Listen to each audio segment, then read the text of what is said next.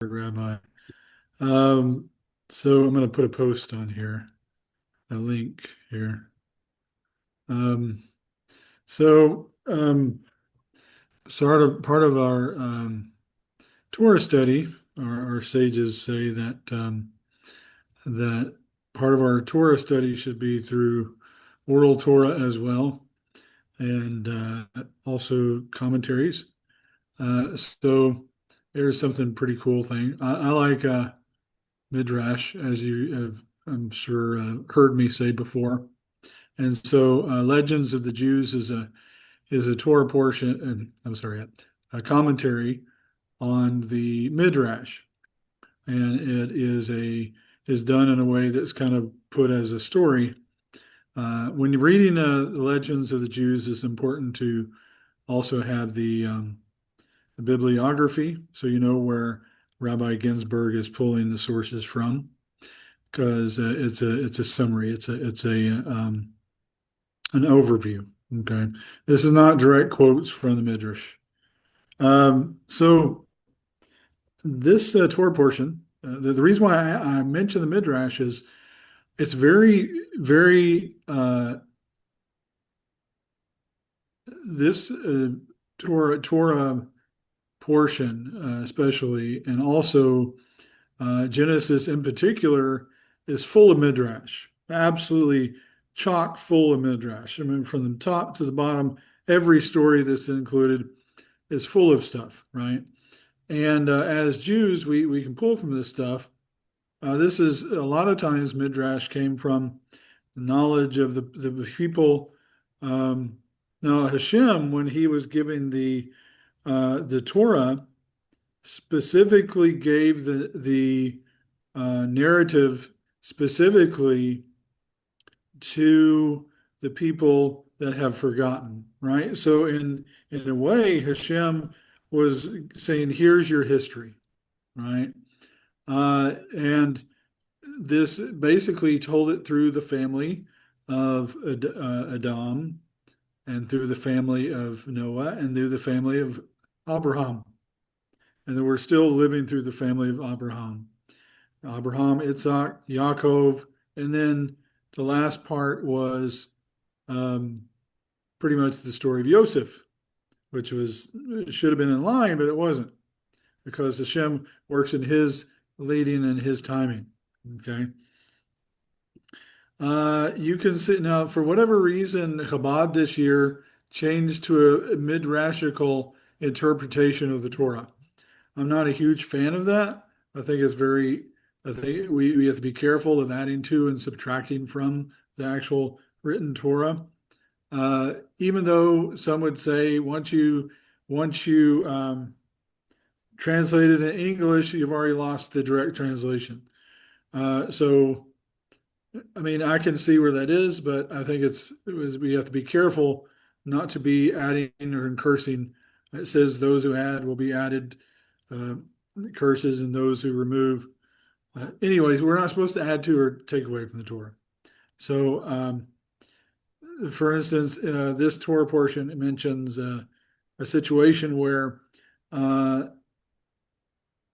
um, Yosef chooses not to commit adultery with the woman, the Potiphar's wife, because he says he'll have to spend Gehenna with her, right? And they put that right into the Torah portion, and I think that's good to discuss. Like for instance, this past week when I was up in Dallas for the festivities, I was talking with Rabbi Mikhael, and we were discussing along with Rebbitzin Mayim and Reuben. We were talking about lab-grown meat, and it's one of the things that came up in this Torah portion where our sages say that uh, our family, the Jews there, uh, were creating something similar. So this goes back way back, right? So you can pretty much find all sorts of things in the Talmud. Judaism is a religion that is not shameful of life, right? It's not like some other religions where they think that Hashem is a infant, a cosmic infant, and he can't handle certain situations. If you want to actually study what Judaism says, you need to follow also the commentaries. This includes the Talmud and the also the Siddur. But if you go into the Talmud, you've got to put on your big boy, I almost said panties. There's a put on your big girl panties and deal with it is something that is said. And if I'm crass, I apologize. But it's basically saying, look, you're dealing with that he knows everything about us, right? So he expects us to live through that. So everything and anything, the sounds our body makes, the things that comes out of our body, the marriage things, everything and anything that you want to discuss has been discussed by our sages, right? Now, there's not things about computers, there's not things about airplanes and going to space. Well, actually, there is. But anyways, what I'm saying is that everything and everything is on the table, right? Okay, now I just wanted to say that about Midrash, okay? So I just want to go for the main topic, and I apologize for getting too far off topic. What's interesting is when I look at I move my hand a lot, like our president, right? And when I do it, it's opposite from the computer on the TV screen. It's interesting. It's almost like they said that everything comes out, comes and it gets inverted. It's an interesting little thing that kind of made me think. But so our sages say, now this is the main topic on this Torah portion. Our sages say in Babylonian Talmud, Berakhot 55b, that the dream is in the mouth of the interpreter. Okay, so we see this in 2 points of view, right? We see this now. The Midrash. This is the reason why I mentioned so much about the Midrash. Midrash says that that Yosef was kind of he was kind of is very, very focused, laser focused, right?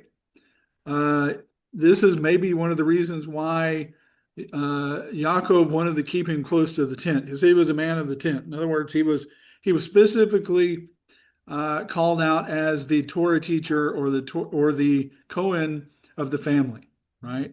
This is kind of what he was. That was what the favored coat symbolized, as that he was the religious leader. He had these proclivities, and Yosef saw that and made him the Cohen of the family, right? Yaakov, I'm sorry, Jacob, yes, Israel, into his son Yosef, right? Okay, so seeing that, Yosef also had an extreme positivity about him. It was abrasive to his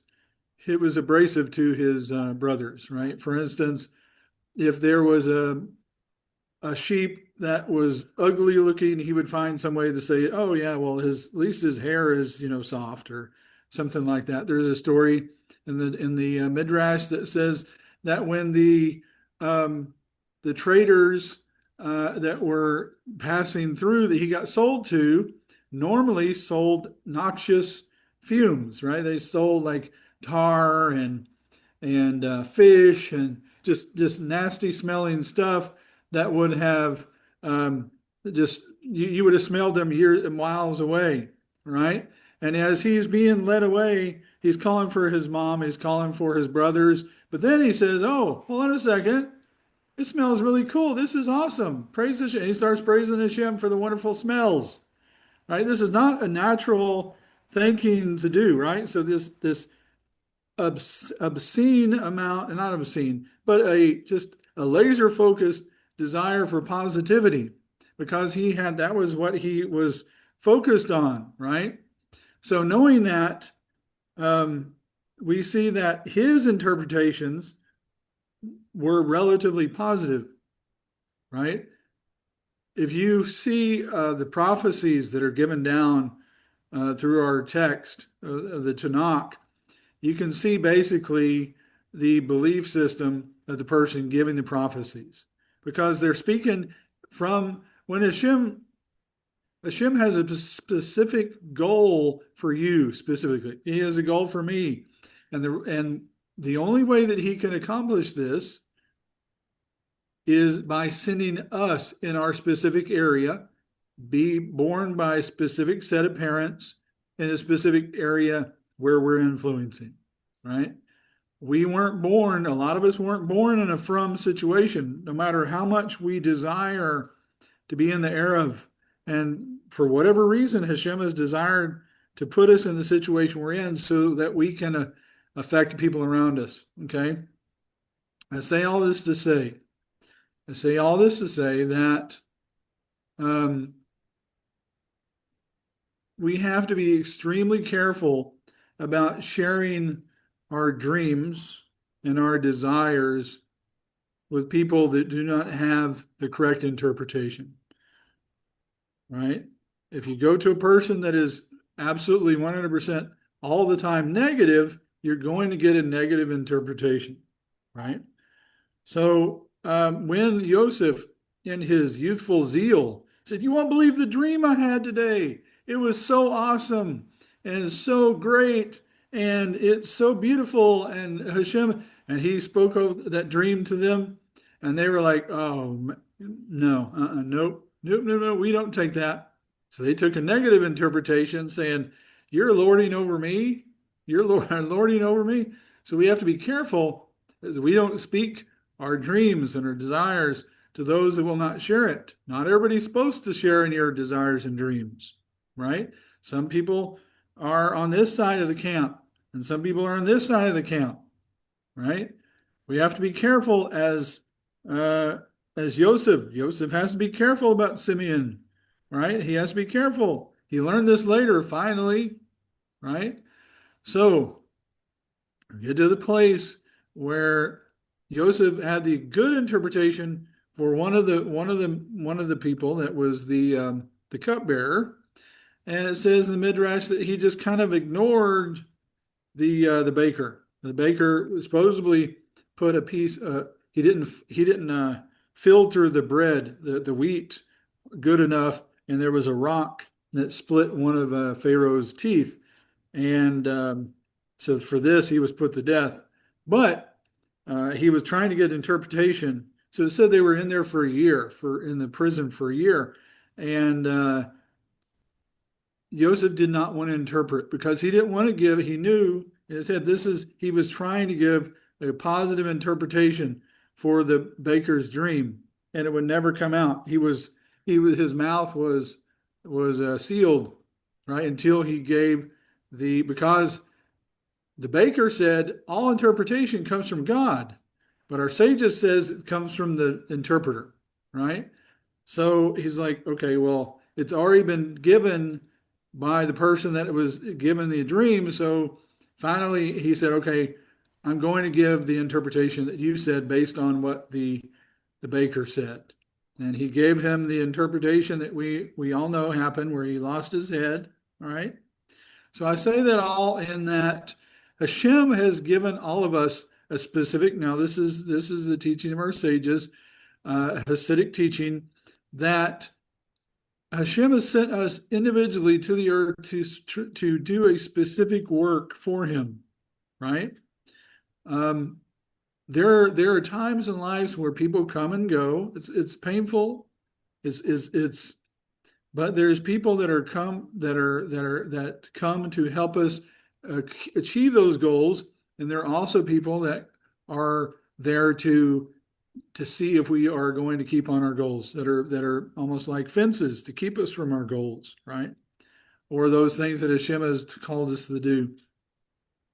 So the main thing is that to hold those dreams and those desires that Hashem has called in our heart for Him, and to look for those that will bring positivity and clarity to those. If you give the gift to someone, you lose kind of the power, because now if the person is going to interpret it for you, they're going to interpret it from their perspective. There's a saying that when we speak out prophecy or Kabbalistic ideas, then a lot of times it's only for a small group of people, right? Kabbalah is not necessarily for en masse, right? Okay, so what we have to do is we have to make sure that we protect those things, those giftings that Hashem has given us. And we need to protect that, and we need to take it to the people that will foster it with a right mind and with the right spirit, and that will co-labor with you to seek the kingdom first. Shema Shalom.